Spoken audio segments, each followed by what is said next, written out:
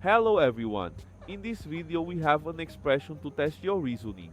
Do not answer too quickly because this type of calculation often confuses many people. Watch closely and let's solve it step by step.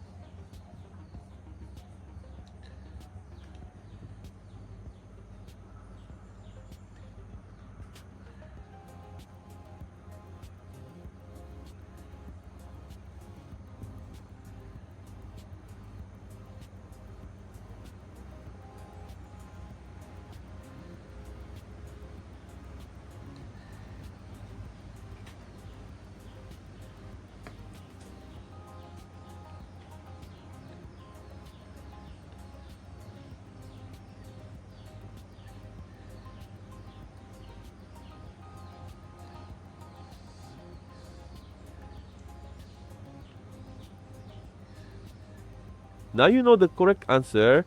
If you got it right, comment below. If you got it wrong, don't worry. This type of expression tricks many people. Leave your like and subscribe to the channel and follow the upcoming challenges. See you in the next video.